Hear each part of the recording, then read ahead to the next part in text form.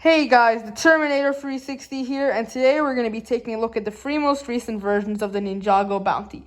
The 2021 Seabound Hydra Bounty, the 2020 Legacy Destiny's Bounty, and the 2019 Secrets of the Forbidden Spinjitzu Land Bounty. These are all unique and special in their own way, and all of them are in my top 10 Ninjago sets of all time, but we're going to be breaking it down to see what truly is the best bounty.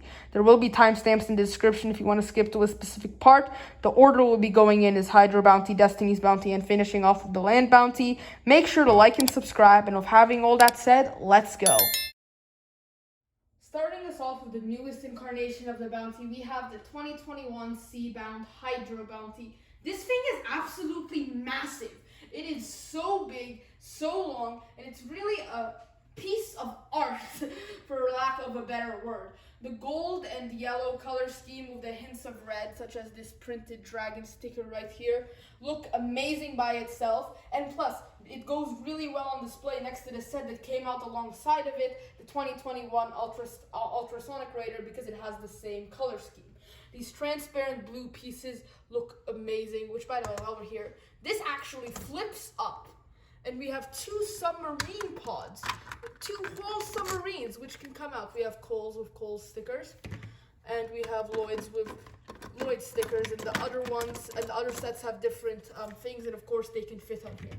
Look how much interior space is in there. Like, you could easily modify this to be like the actual headquarters we see with the ninjas' sleeping bunks and food in the show, but for right now it's being used for submarines, and I cannot believe how big it is.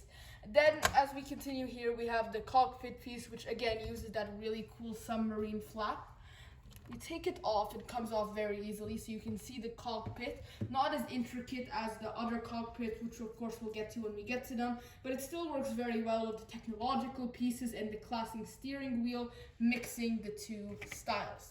Now, this is a really cool feature at the back. We can see right here, it has this little thing, and when we pull it out, the Hydra Bounty opens up. The things at the back open up like it's going to full jet propulsion. And one thing I don't like about this feature is that when you push it back in, they don't go. You have to physically pull these parts back out. But that's not really a big deal, as it still works pretty well. And it doesn't affect how the play features work. I really like the inclusion of these really cool golden knife pieces or fin pieces, whatever they're supposed to be used as in the set. It really adds to the aesthetic and kind of makes it feel bigger.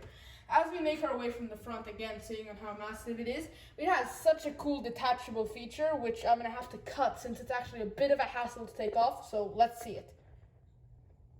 Now with the tip taken off, with a few motions of taking out the arms and posing the legs so it can stand up. You have to pose the feet, you have to angle them out a tiny bit so it stands better. We have a mech.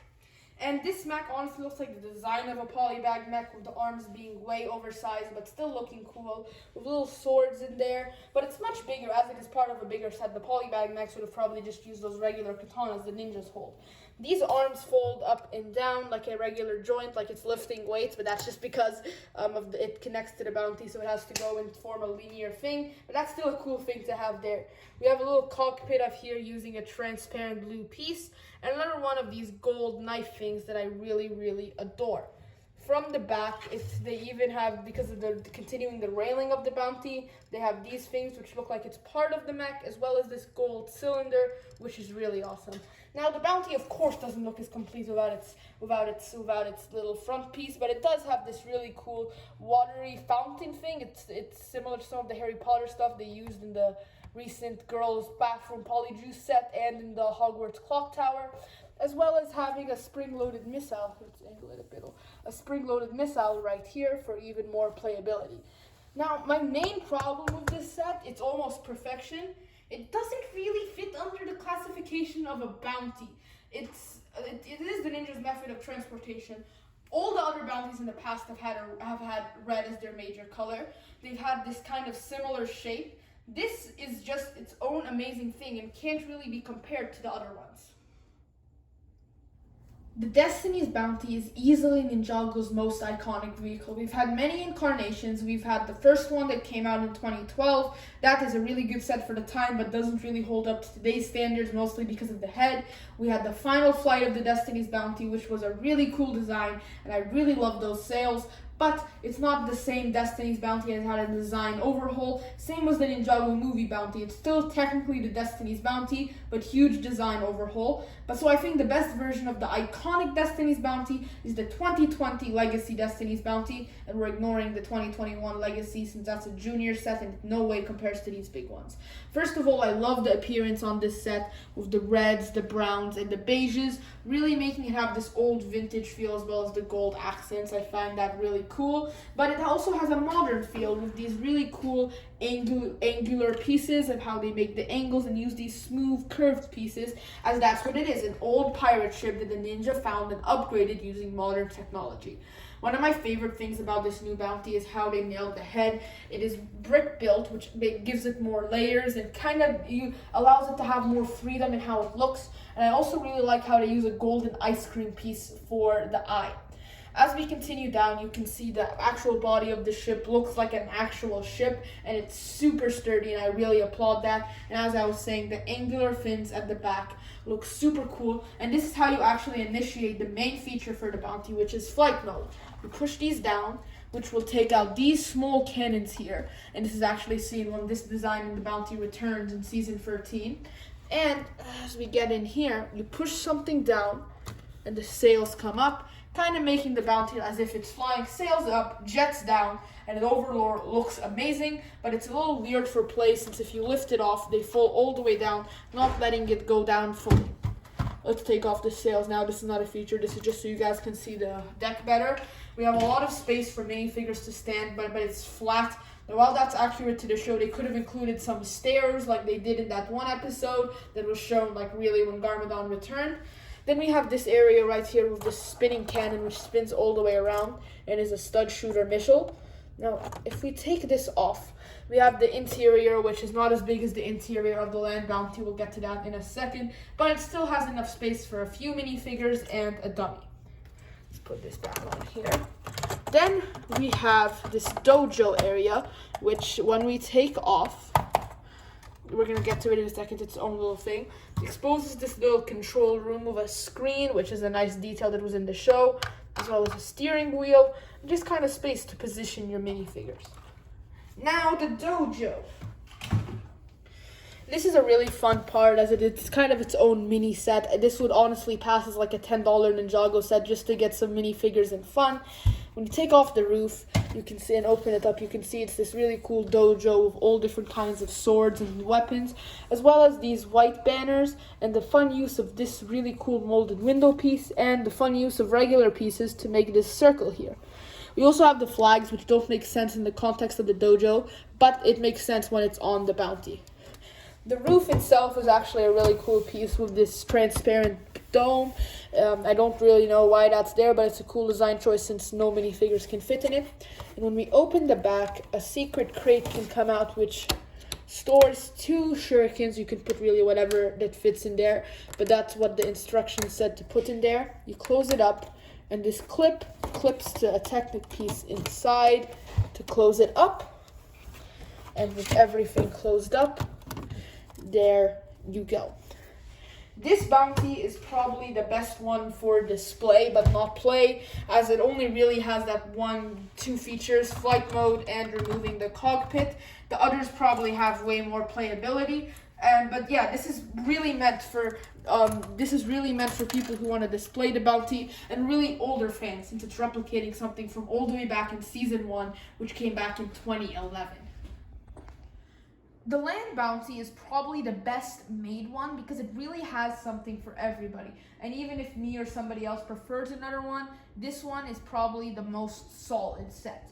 First of all, the appearance is really amazing with the majority of it being red, gray, and white, but having accents of gold and brown to kind of give it some sort of pop. The sails have incredible detailing with the white as well as the dragon and the tail continuing.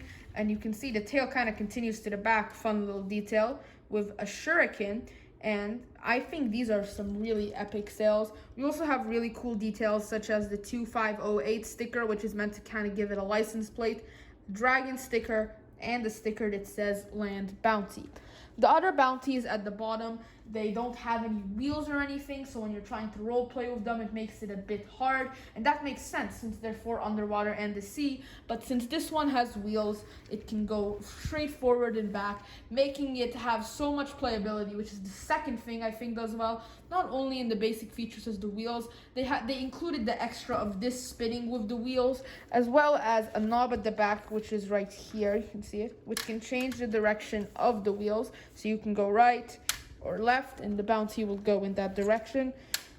It's making this weird clicking sound since I've had this technique for a while, but it works super well. It also has a lot of space on the deck for minifigures to stand and to reenact scenes with these really cool window bits, a lot of space, and some stairs. We also have a cannon here, which I think is a really nice touch to kind of give it another play feature that can go up and down and obviously shoot out.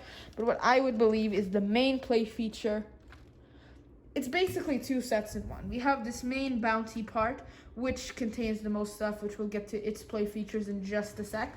But then we also have this side jet, which is so super cool as it can pass as its own set, and it just looks incredible when it's all as a whole. The main feature for this would probably have to be using these Technic pins. When you push down, the jets open up and kind of put it on quote-unquote flight mode with these really cool translucent orange pieces being used for the jet. This part has the sail of the shuriken on it. And if we open these up, I really like the aesthetic of the black and the red here. We have an entire cockpit with 2 seats for 2 minifigures, as well as this really cool control panel piece using greens and blues to make it look very futuristic. Bringing back in the main bounty, we already took a look at one of the most fun play features, the removing it with the knob and this. But if we turn it to the other side, you can see it basically has the same stickers and aesthetic.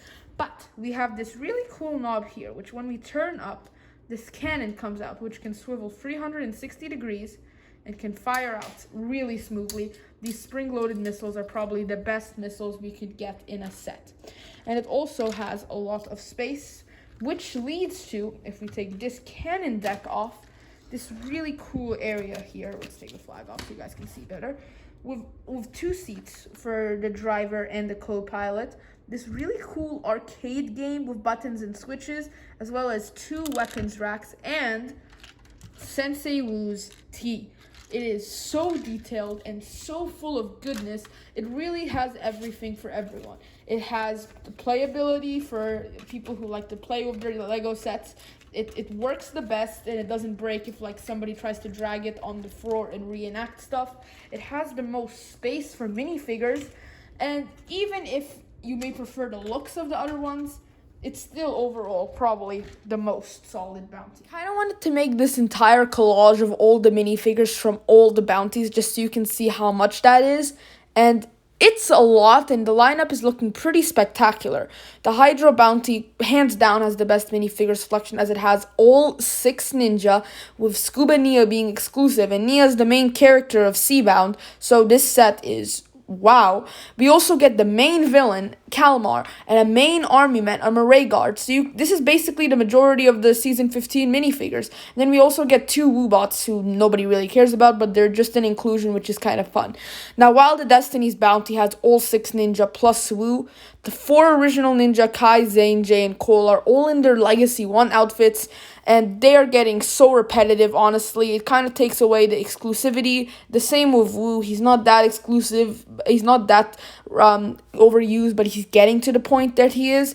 And then we have Lloyd and Nia, which are exclusive figures, but they're not as, say, exclusive as like Scuba Nia, or in the Land Bounty, Cole FS, and Season 11 Woo, which the Season 11 Woo is actually a really good figure to have since it's used in multiple seasons, Season 11, 12, 13, The Island, and 15, making it one of Woo's most commonly used suits. Of course, then we have the Kai, Jay, and Nia, which are always good to get, and the 2 main villains, Asphira and Char. The Hydra Bounty, hands down, has the best minifigure selection here.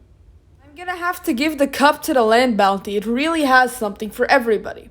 If you haven't already, make sure to hit my channel logo to subscribe. Click the top playlist to see similar content like this, like comparison reviews, and click one of the other 2 videos. I'm sure you'll enjoy it as well. Now, while I think the land bounty is the best version of the bounty, comment down below what you guys think. Signing off for now. See you next time.